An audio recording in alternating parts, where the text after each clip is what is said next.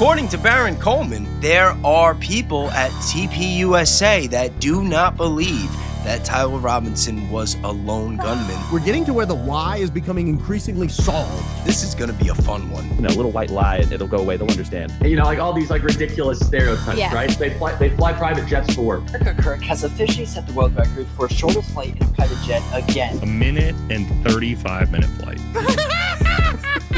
Charlie Kirk's out there breaking records, ladies and gentlemen. They're like a macaw. Things are going to get juicy. And everybody wants the Tuckers to be silenced, and they want the Candaces to be silenced. That wasn't Turning Point. Makes it all the more obvious what I think happened. And it has nothing to do with trans furries in St. George. This was obviously, at least from my opinion, a professional hit. Are you sure it has nothing to do with trans furries? I was terminated from Turning Point because I am questioning the narrative of what happened. I would be out for blood. They were part of an Israeli group within Turning Point. One of them was a Trump-endorsed candidate. And I have 2 plausible matches. Can you imagine being afraid that your life is at risk because you worked for Charlie Kirk and Turning Point USA?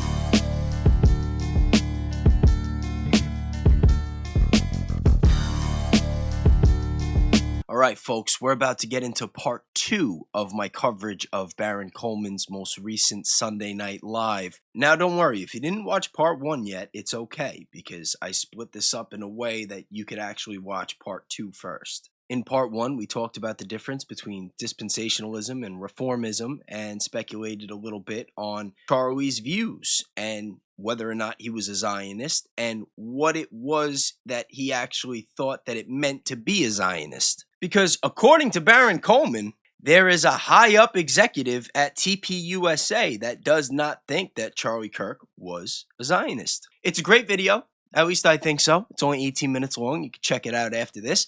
But now things are going to get juicy because he also alleges that there are people at TPUSA that do not believe that Tyler Robinson was a lone gunman that killed Charlie Kirk. Shocking. I know. Anyway, let's get started because this is going to be a fun one. So it doesn't surprise me that he's dead, knowing that a top executive is alleging these things about Charlie Kirk's personal, religious, and political beliefs. In fact, it makes it all the more obvious what I think happened and why. I mean, we're getting to where the why, who killed Charlie Kirk, how, and why. We're getting to where the why is becoming increasingly solved. It's increasingly becoming solved, and it has nothing to do with trans furries in St. George. Are you sure, Baron? Are you sure it has nothing to do with trans furries? Now, let's go to the camera footage, because there's been a lot of questions about what happened to this camera footage. And we've been told the FBI has everything. But is that true? I can tell you at one time it was not true. Based on, again, this top executive from TPUSA and how he described where the camera footage was, who had control over it, and how the FBI had to look at it. I can state with certainty the FBI had looked at it on a number of occasions, over and over and over. They had to keep accessing it. They wanted to find new information. I don't know what they were looking at. I mean, to me, once you see it once, case solved, right? That's what we're told, is that it's so obvious it was a 30-06 from the Losi Center. I don't know why you would need to watch it again and again and again. I was told this top executive said the FBI had watched it thousands of times. Why would you need to watch an open and shut case thousands of times? What are you looking for? You know, and I really don't understand how this could have ever have been an open and shut case, especially since the dispatch calls that came out courtesy of Baron Coleman showed the description of a man wearing different clothes and a different hair length than Tyler Robinson. Actually, the description fit more of Lance Twiggs, which I find very odd, especially because it was announced just today that he will not have to be testifying in cross-examination in the preliminary hearing. Now, whether or not he's going to testify and get cross-examined in the actual trial is, you know, still to be determined. But my question is, how was he not investigated? Why was he not brought in? Why was Erica Kirk and TPUSA not questioning, saying, hey, if the 911 tapes and the dispatch tapes are giving a description of someone that doesn't meet the guy, doesn't fit the guy that you have, but actually fits his friend who's apparently giving you the evidence you need to bust this guy, like, are you sure you got the right guy? Are you sure they both didn't do it? Like, if I was Erica Kirk or any of Charlie's friends, I would be out for blood. Metaphorically, of course. But I would have some serious questions about this Lance Twiggs fellow. All do you see? What is the FBI interested in that it takes them thousands of times of watching Charlie Kirk die? It's a gruesome graphic image. I can't imagine what the other camera angles show. I can imagine they're higher quality than the ones we have. I can imagine they were rolling at 4K and 8K. I can imagine they were rolling at 60 or maybe 120 or more frames per second. So while we see something happen under the shirt that causes the shirt to do this and pop right down, and there's some blur associated with it, and we can't really tell, was the hole there before the shirt comes up? Did the shirt come up and then there's a hole there afterwards in his neck? Was there ever a hole in the shirt? Like, we don't know that. Like, could you see the charms of the necklace? Could you see any parts of the microphone moving around under there? You know, here's an interesting thought, and bear with me, I'm kind of spitballing here.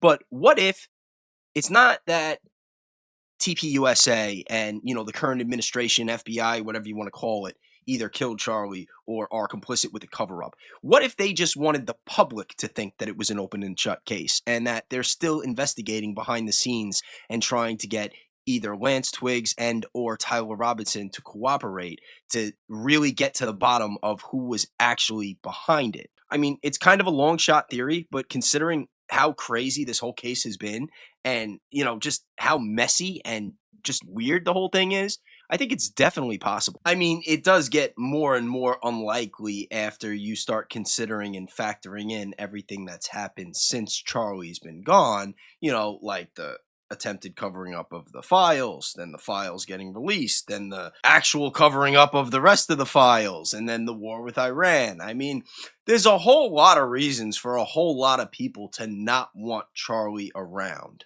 But where were we? And we know lying comes easy to Andrew Colvin. We have evidence of that. We have evidence of that. I'll play it for you. I know you guys have probably seen this clip. If you haven't, appears to be a dishonest person. Here's an example. Works with. Yeah. I have a story like this too, and I'm ashamed that I am the villain in this story. Basically, it was 2 weeks before he died, and I'll never forget it. There was just some annoyance that was, you know, in our way, and we needed to deal with something. I can't even remember what it was, and I just remember going, "Hey, you know, we could just tell him XYZ." In translation, we could just, you know, a little white lie and it'll go away. They'll understand. And I remember seeing the dots. He was typing right away. Right away. We don't lie. It was a private message with me. I love that. And it wasn't, you don't lie. It's not, I don't lie. It was, Andrew, we here on the show in this turning point, we don't lie. That's good to know, Andrew. I mean, I wish you stuck with that after the guy was assassinated, because it seems like ever since then, all you guys do is fucking lie. Just prove me wrong. But they do. That's the scandal. They do. Did you hear, by the way, I'll back it up. Did you hear Blake Sneff cackle? Blake lets out the biggest cackle, the most maniacal sounding cackle. It was so bad, I immediately looked around the room to see if I had a straitjacket to take to him. He's typing right away. Right. Sound like a macaw. Yo, those guys really are such idiots. Yo, Blake Neff and Andrew Colvett, holy shit. They make a great team, though. You know, they make a great team. A couple of dumbasses. And Erica Kirk just freaking, she fits right in as the leader. At least, in my opinion. All right, finally, just a little weird piece here. We've got an interesting clip. Got Charlie Kirk with Allie Beth Stuffy, proving that her need for Sudafed goes back in time. This, I think, was 2019. This is an older podcast. But is Charlie Kirk maybe laying some criticism at the feet of his widow? For, you know, in the education system and media. But Allie, I'm going to kind of just say a lot of students, I think they want to change the world. I think they want to do what's right. A lot of students, I think most students do, at least the ones in politics.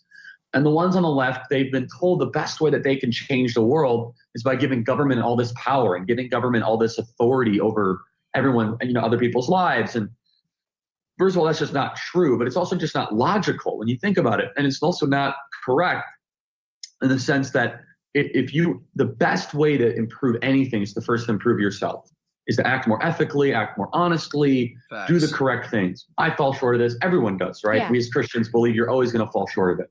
But you also believe you can be a better person over time. And if you do that, you'll actually make the world a better place.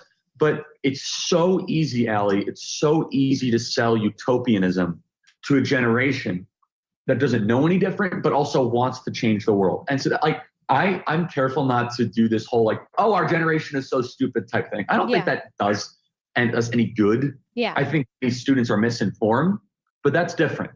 I think a lot of students mean well. I think they really think they're on the right side of history when they're arguing for socialism, or they found some like new idea. Well, it's not, you didn't find anything. First of all. Not any sort of, you didn't discover plutonium. Okay. But if I can connect with them, I say, listen, you want to make the world a better place. Believe it or not, I actually want to make the world a better place too. So they attack my motives immediately, right? I'm a horrible person. I want polluting. I want billionaires running around with machine guns in gated communities, and they only go to private schools.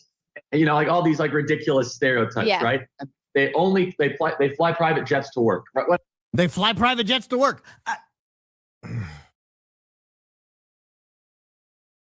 He at least recognized that people don't like that. Like when you fly private jets everywhere you go, people don't like that. People don't like that. It makes you look out of touch.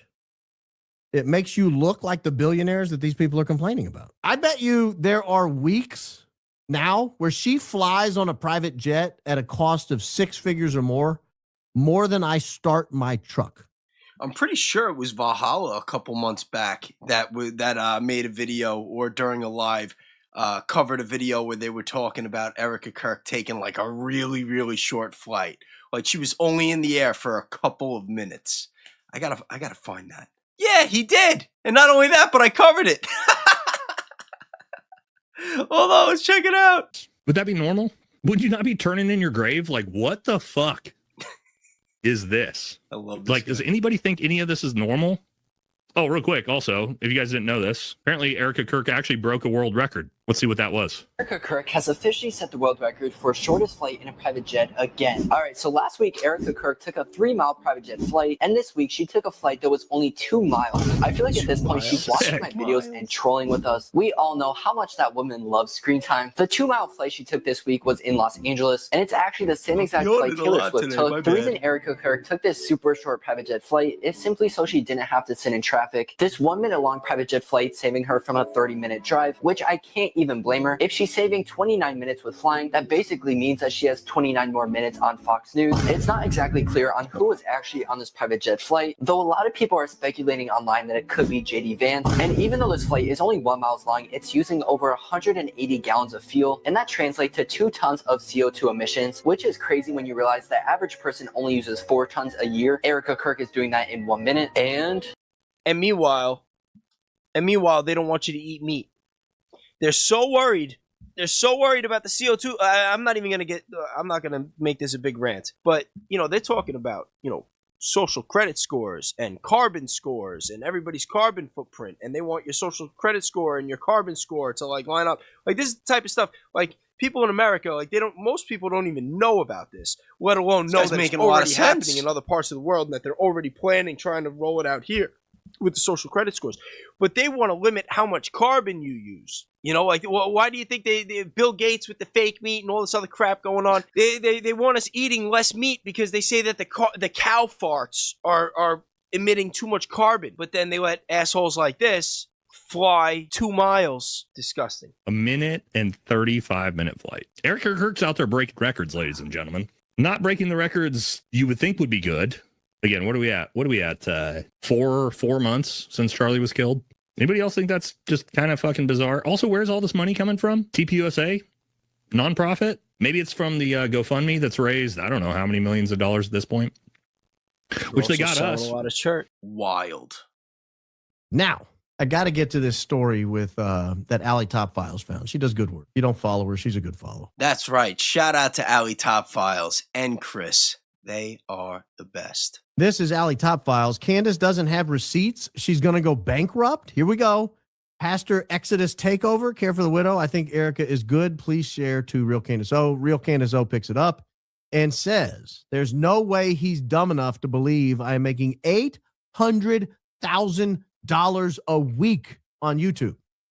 Not even girl math could come up with a number that obtuse. These pastors lie like they breathe, and it's the very reason why so many are exiting these fake churches, I will say if she is making $800,000 a week, your humble host is doing something very wrong. Because her audience isn't that much bigger than what we have. And we're not making $800,000 a week here either. So, but let me play this video. This is on innuendo, supposition, vain speculation, and it's shameful. When you should be caring for a widow. I don't understand it.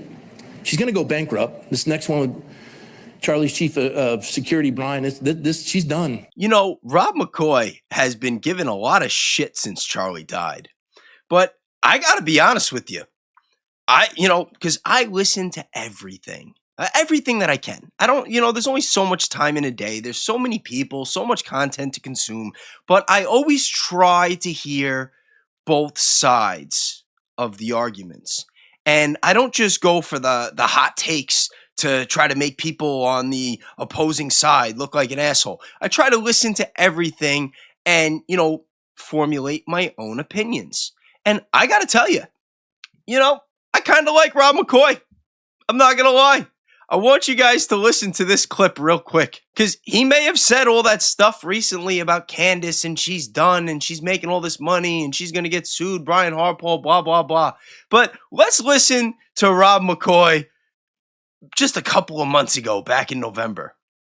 And by the way, I believe he's in Israel right now giving a speech on Charlie's stance about Israel. And I'll make a whole other video covering that in the future if you guys want. But just listen to this. Charlie Kirk worked really hard to get to where he is. He's dead now. And there's an entire organization that is trying to grasp what just happened with a torpedo to the side of the boat. You have a grieving widow, and everybody wants the Tuckers to be silenced, and they want the Candaces to be silenced, and they want cancel culture. That wasn't Turning Point. Turning Point was to bring these people together for dialogue. You hear Rob Mccoy? He's saying everybody wants the Candaces and the Tuckers to be silenced. But that's not Turning Point. You hear what he's saying? He's saying everybody's attacking Candace and Tucker and wants them to be silenced. But that's not Turning Point.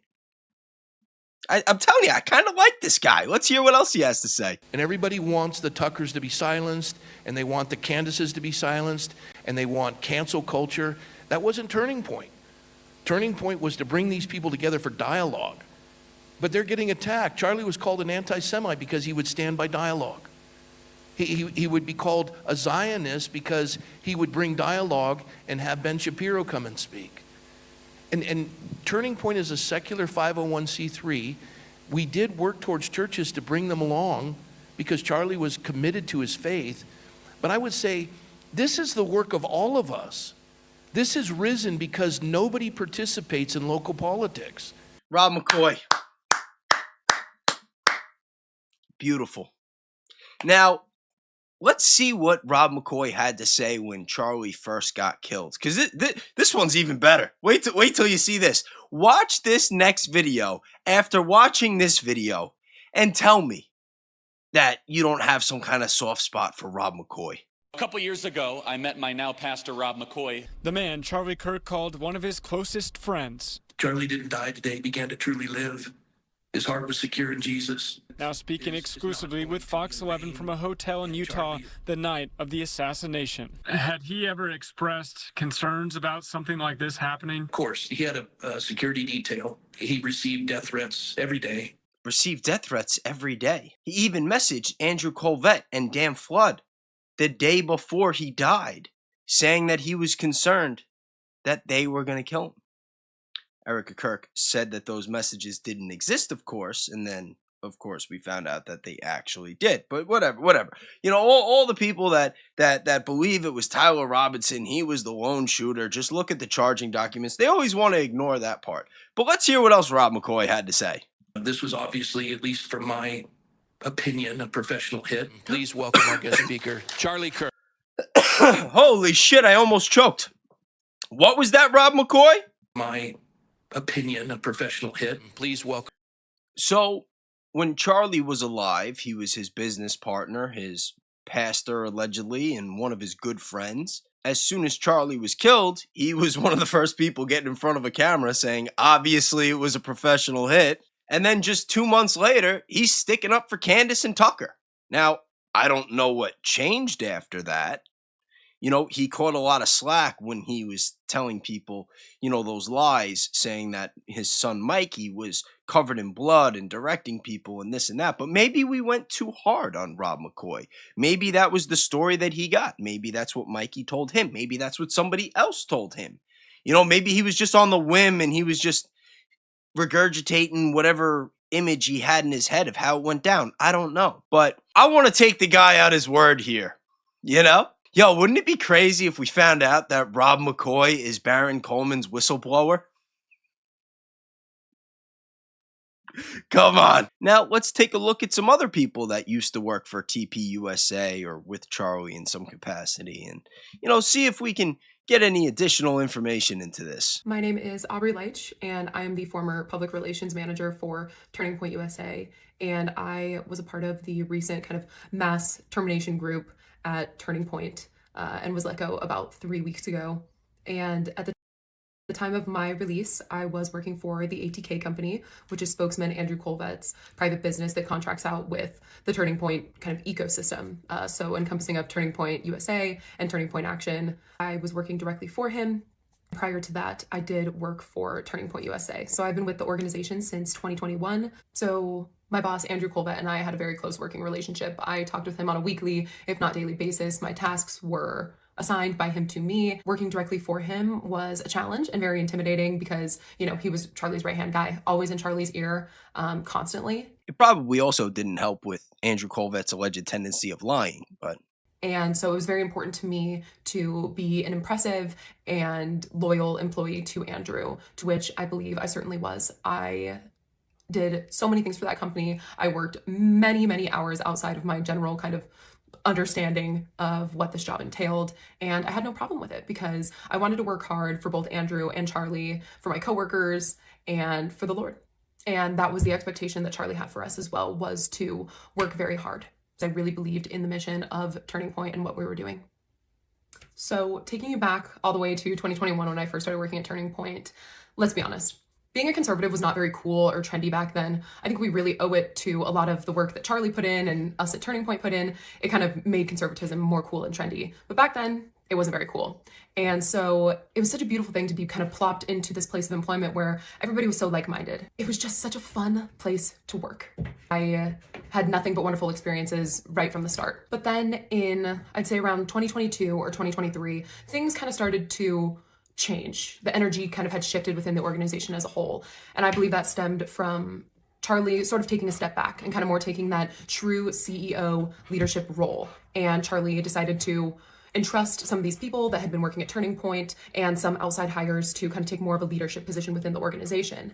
And I don't blame Charlie for that. I kind of understood where things were going. I wasn't a big fan of the energy and kind of environment shift, but I understood why things like this needed to happen. These people that Charlie put into leadership positions, I didn't always agree with, but I was certainly in no place to judge the discretion of my CEO. I trusted that he put the right people in charge, but over time I pretty quickly learned that some of these people in leadership positions were not people that I felt were either prepared or qualified to be or deserving to be in that role. Fast forwarding, I wonder what people she's referring to. I wonder who she's referring to that says that she's claiming that people were put into leadership positions that were not qualified or deserving, at least in her opinion. Very curious. I'm also very curious to find out if those people are still currently in those roles. Few years from that time I just spoke about in 2022, 2023, all the way up until September 10th, 2025. Obviously, it was an extremely traumatizing day for everyone. I think pretty much everyone in the world with any amount of sanity was slightly traumatized by what they saw. It was an extremely traumatizing day for me. And I worked nonstop. My phone received hundreds of phone calls on September 10th, thousands of text messages, and multiple times I kind of got reprimanded for not being responsive enough to people, but I literally just could not keep up with everything that was happening between my... Could you imagine working at TPUSA when Charlie was killed? Can you imagine just how stressful that job was, how nerve-wracking, how upsetting, especially if you were one of the people that really cared about Charlie?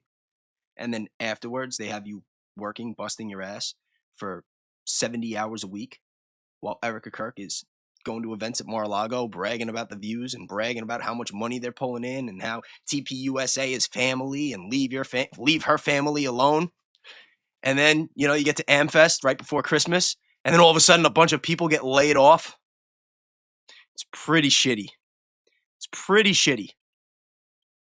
Now, I know for a fact, because I've spoken to at least one or two individuals, I'll say, that were working for TPUSA during this time. And yeah, they were not happy. They were not happy. And they were pressured to sign NDAs when they left so that they couldn't talk about certain things. Now, there's certain things they could talk about, certain things that they couldn't. That's just how it goes.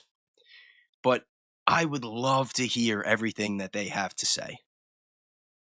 My email and my personal phone and my work phone, it was just non-stop. And I've seen a video of a coworker of mine who was also released from Turning Point. She spoke about 20-hour days. Yeah, absolutely. Those were very, very real, especially for those first 2 months post Charlie's assassination.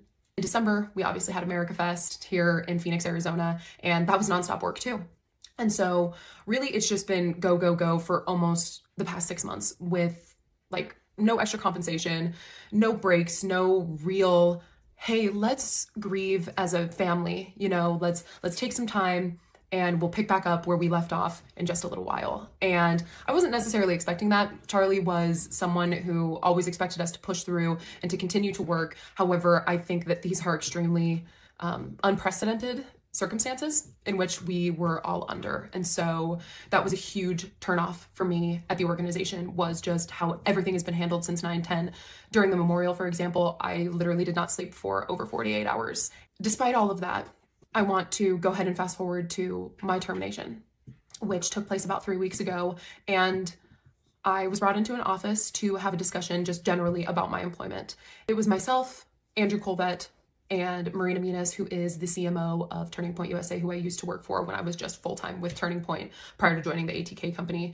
They pulled me into a room and they sat me down and told me that there were 2 instances they wanted to talk to me about, one of which is pretty irrelevant to this timeline, so I'm just going to talk about the one, which was an Uber ride that took place allegedly in the months of either October or November of 2025. And what was told to me was that a Turning Point executive got into an Uber one day and they randomly just kind of started talking about Turning Point. And the executive asked the driver, so what do you think about Turning Point? And the driver proceeded to tell the Turning Point executive, well, it's just really sad. I've heard the organization's really going downhill. There's not really a direction and nobody likes Erica. And the Turning Point executive proceeded to ask this Uber driver, well, who told you that? And the Uber driver told the Turning Point executive that his daughter was good friends with a girl that worked at Turning Point way back when in high school. They had spoken about Turning Point since Charlie's assassination, and that, you know, this was told to him by his daughter. And the Turning Point executive, of course, asked, well, what's the employee's name? And the Uber driver allegedly said, Aubrey. Aubrey who? Aubrey Leitch. And the story was presented to me as one of the reasons for my termination. That story is so odd. Like the Uber driver just threw her under the bus. You know what I mean? Like, it just, it's possible, but it's just, I don't know. It sounds very, very odd. I don't even know what to make of that. And I was just a little taken aback because, number one, I'm not really friends with anybody from high school. And a lot of that has to do with my political beliefs. I've been a conservative since I was pretty much a junior in high school. And so I don't know who I would have told this story to, and it also doesn't even align with my true thoughts of Erica at the time. I've actually known Erica since 2013. She was in the Miss USA organization, and I was in the Miss United States organization, and we happened to cross paths at an event. So I've known Erica for quite some time, and my thoughts of her and nobody liking her do not align whatsoever with that timeline of October or November. So that was one of Turning Point's reasons for letting me go. So unlike my peers, I actually was given reason. However, there's another thing I kind of want to dive into to protect myself. Hold on real quick before she dives into it. She says, unlike my peers. I wonder how many of her peers were fired. I am going to preface with Turning Point has not insinuated this. They never told me anything like this. However, I just have a gut feeling that I was terminated from Turning Point because I am questioning the narrative of what happened to my role model and CEO, Charlie Kirk, on the day of his assassination. Bingo. Bingo. Now, if you're Turning Point USA, you can't have a bunch of people talking by the water cooler about how they think someone else might have killed their boss, especially when you're pushing the narrative that the person that they have in custody did it. Right? Right? And I'm telling you, like I said, I've spoken to multiple people. I've watched videos from multiple people that used to work there. And I can't find anybody that's convinced that Tyler Robinson was a lone shooter that shot Charlie Kirk in the neck with a 30-06. Not one. I mean, of course, with the exception of Erica Kirk and Tyler Boyer and Andrew Colvett and Blake Neff. But, I mean, I'm sorry. I'm not counting liars and I'm not counting felons. I said what I said. What is being told to us in the mainstream media just really doesn't add up to me. And I'm really hopeful that one day it will. But as it stands right now, it just doesn't. And so, don't worry, it's not just you. It doesn't add up to most of us. The ones with common sense, at least. So I've been here in the background talking with people, expressing how I truly feel, because as an American citizen, I have the right to my freedom of speech and my freedom of thought. For now, for the most part. But let's not get too carried away. Let's not get our hopes up. We don't know what the future is going to bring. I have a lot of concerns and a lot of questions about what took place that day and the events leading up to that day. It is from my own experience that you can't question the narrative and work at Turning Point. That is how I feel. That is how other people I've talked to feel. It goes against everything that Charlie ever stood for. Even Rob Mccoy said it. Charlie was someone who did question things, who did challenge the narrative. And I know that if anything at all were to have happened to myself or another employee or any other peer within the Turning Point family, that Charlie would be doing the same thing if we were brutally assassinated in the way that he was. He would have never lived it down. And that is what I'm standing by as well. I am not going to just idly sit by and hope that the truth comes to light. I'm going to take action. I'm going to ask questions. I'm going to talk to other people. And I refuse to apologize for having my own freedom of thought, which is something that Charlie ingrained in me and so many other young people. So really the purpose of me coming on here and speaking with you today is to just bring light to the situation of the treatment happening inside the organization. All of these people who have been terminated were the most hardworking, loyal, honest employees that Turning Point has ever had. And I know that because I've actually been at Turning Point longer than most people. It's public record. You can see it for yourself on these job websites. Turning Point's average length of employment is about 1.5 to 2 years. And so to be there for almost 5 years is actually quite some time. I've seen the media and marketing team, for example, turn over at least twice. And she still got fired for questioning the narrative. Consuming of about 40 people. And so I know that these people have been some of the most loyal, hardworking, and honest individuals to ever pass through the organization because I've been there, done that, and seen it all. I'm doing this for them. And I'm doing this for my friends who I consider family who are still there in hopes that they will start to receive better treatment by the leadership there because nobody deserves to be let go without cause. And frankly, it's a loss for Turning Point. We're all going to be better off because of this because we have removed ourselves from an environment that was no longer serving us. And in my opinion, no longer serving the Lord, which was Charlie's entire intention. The other purpose of this video is to bring to light the fact that although Turning Point is an organization that is all about freedom of speech and promoting that, from my experience, it is certainly not a place where that is something that is really accepted. I didn't want to do this. I didn't want this to be the ending result for me or for Turning Point. It literally breaks my heart to make this video but I know that I owe it to Charlie and that this would be the expectation for me. And so that's why I'm doing it. Everything's for Charlie. Overall, it's really disappointing to see the direction in which Turning Point is going. And that is maybe one thing right that they got about this Uber ride is I'm not confident in where it's going as it stands right now. And I'm really disappointed by that because I packed up and moved my entire life back to my hometown solely for the purpose of working for Turning Point. That is how much I love this place. I just refuse to stand by, watch my peers be unfairly treated, and watch leadership attempt to take over something that was Charlie through and through, and something that he poured his heart, soul, and mind into building and creating and maintaining. I appreciate everyone who stuck around for the entirety of this video, and God bless you all. And we appreciate you too. And here we have another TPUSA employee blowing the whistle. Shout out to Nissy Social. She did this interview back in December, I believe. Let's check this one out. Thanks to the senior reps. They were pumping alcohol into all of us from the moment we got downtown. And that's when I was approached by two representatives that were seniors and had been with the company for 4 to 5 years.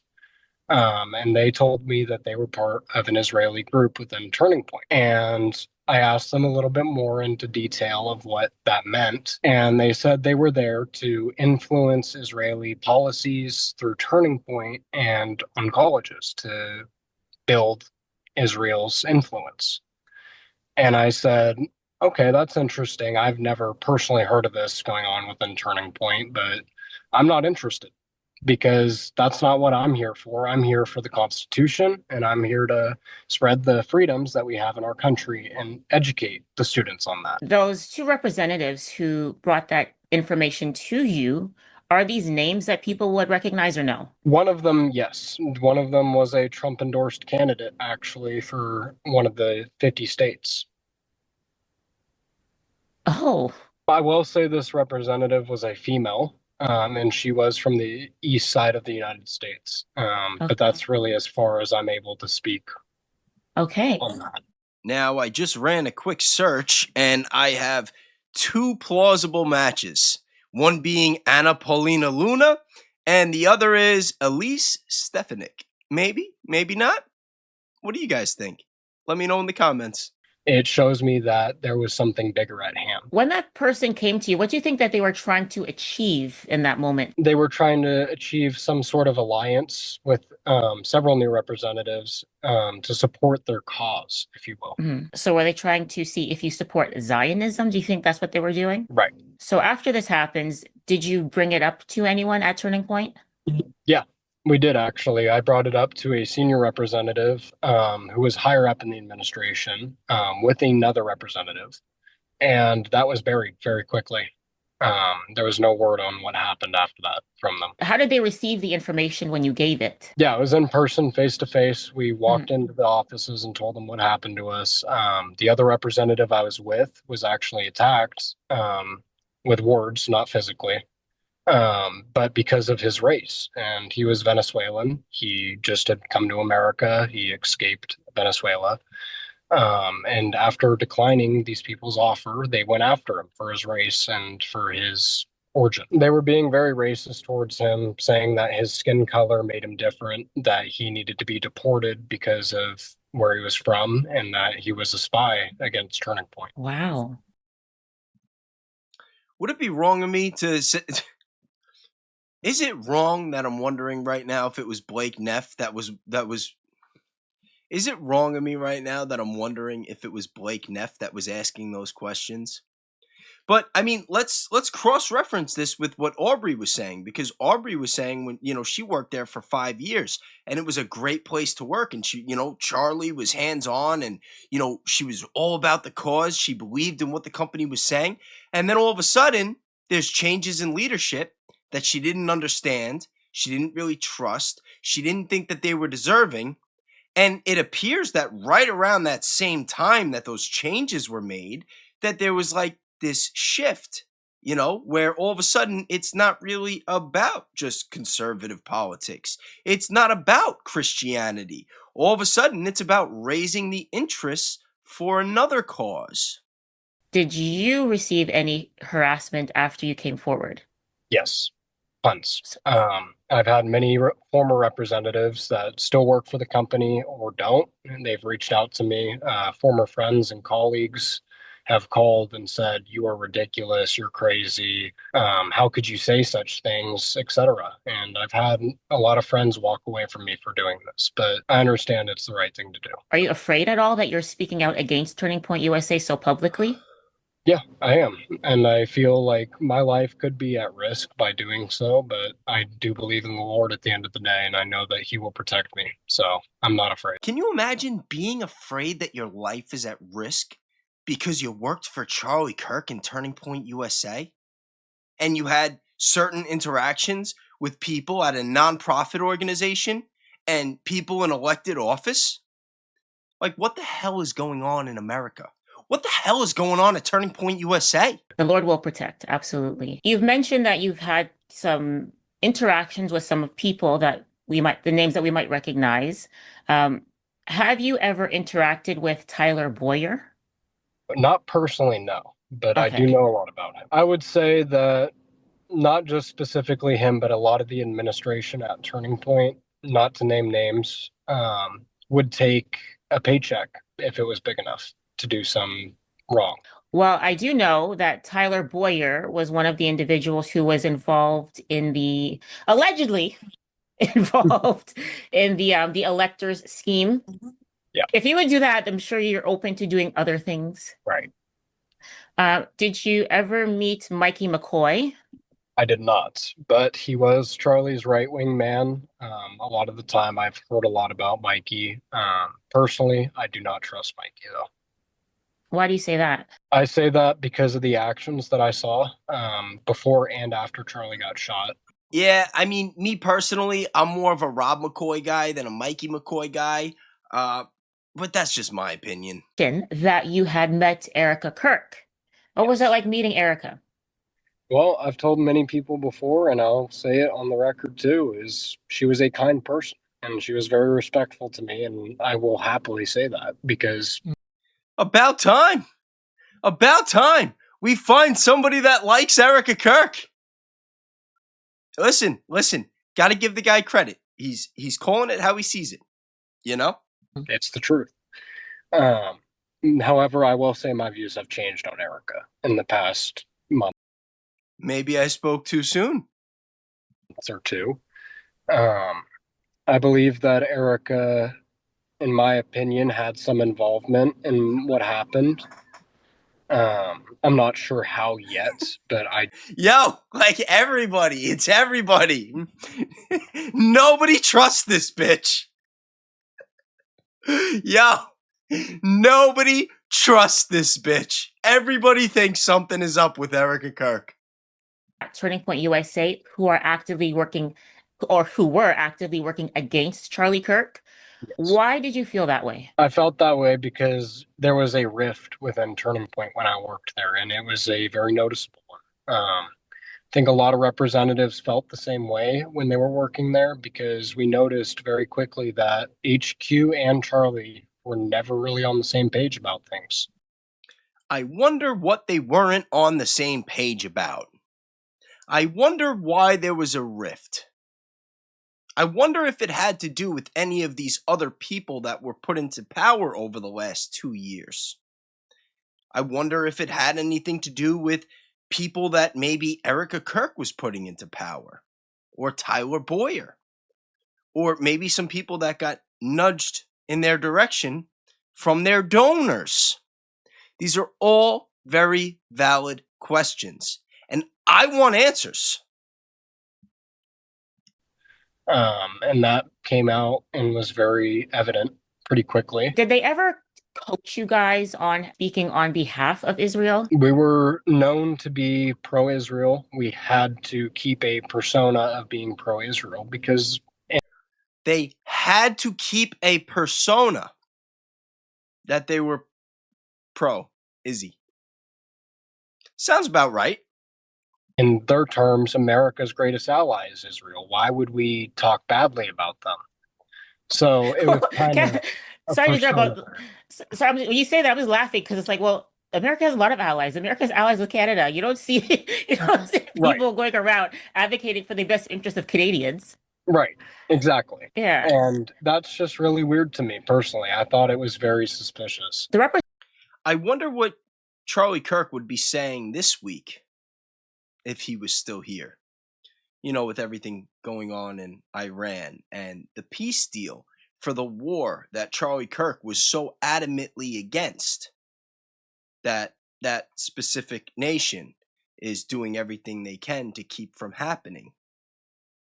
I really, really wonder what Charlie would say. Representatives who currently work for Turning Point USA, who you've been having conversations with, what is the general feelings that they have about what happened to Charlie Kirk? Are they believing the narrative that this was just a lone gunman who has a trans, whatever you want to call it, or do they think that there might be something more behind it? I think it's split down the middle. I think a good amount of them believe Turning Point side of it and think that, you know, why would they lie about it? But there is a majority too that thinks there's a lot that doesn't add up either. And there's a lot of questions that have gone unanswered. And that's very concerning. Yeah, like the 30-06. Now, I just want to point out this interview was done on December 22nd, 2025. Right around the same time as AmFest. And right around the same time they started firing a bunch of people. I wonder if it's 50-50 today. Wow. Okay, that's very interesting. In your opinion, do you think that Charlie Kirk was betrayed by his inner circle? In my opinion, I would absolutely say yes. I think he was. Why do you think that? I think that the people's reactions around him at the time of his death and after have shown a lot of guilt, shown a lot of deflection for sure. And I feel like there was a point when I first made those TikTok videos originally that I had been praying for a long time, and I had debated coming out because I understood the risks of what could happen. But at the end of the day, I knew that my Bible and my faith tell me that I have to stand on truth and I have to spread the truth. So I do. And I personally do believe that there was a vendetta against Charlie at Turning Point. And to add to that, I think he was used by others outside of his company for bigger purposes. I think the most disheartening thing after Charlie Kirk was killed was seeing how they spoke about him like a product rather than a person. That really, really, really, really rubbed me the wrong way. I wasn't a big Charlie Kirk fan. I was pretty impartial. Like I've seen him when he did, you know, the Surrounded thing. I've seen the clips where he's on campus tours. Like I knew who he is. And I felt like I was more emotionally affected than the people around him who personally know him. When Donald Trump is there and they're asking him about, you know, your friend who helped campaign for you and helped you get elected. And he's like, oh, well, we're building this building over here in the West Wing. Completely changed the subject, completely flippant about it. Not just building any building. He was talking about the ballroom. Now, I just want to remind everybody that the president of Turning Point USA's University of Georgia chapter resigned a couple weeks ago. They made a statement saying it became abundantly clear that TPUSA's mission and purpose have been lost along the way. That was by Caroline Maddox. She said that she witnessed firsthand what she believes is the organization's true direction since Kirk's death and since his widow, Erica Kirk, took over. After Kirk was shot and killed at the Turning Point USA event in Utah in September 2025, Erica has been the organization's CEO. And then we also had the University of Arkansas's TPUSA chapter dissolves and rebrands as Young American Revival. Not to mention all the reports going around that at least 38 of TPUSA's chapters apparently don't even exist. You know, we all know the big names like Candace Owens and Baron Coleman, but there have been a lot of people not just creating content on Turning Point USA since Charlie was assassinated, but a lot of people behind the scenes doing research as well. And a lot of people that were affiliated with the company that are starting to speak out and speak up. And like I said, I've gotten in touch with a few. I'm going to try to get in touch with more. I want to try to start getting some statements on the record, but I'm aware that certain people have NDAs and whatnot. I'm not trying to get anybody to breach anything or get into trouble. But the truth needs to come out. Whatever happened to Charlie and why happened for a reason by very powerful people, and we deserve the truth. And the future of our country may very well depend on it. And I know to some of you that might sound dramatic, but just look at everything that's come out, everything that hasn't come out, and everything that's happened with our country since Charlie was killed. From the files to the war in Iran. You know, this happened for a reason. I hope you guys enjoyed my little show tonight. I told you that things were going to get juicy, and I think they did. But let me know in the comments what you guys think. And if anybody watching this has any type of information or was affiliated in any way and wants to reach out, whether on or off the record, feel free to get in touch with me. I would love to hear what you have to say. And to everybody else, be kind, be grateful, do something nice for somebody, pray, and I will see you next time. Thank you very much.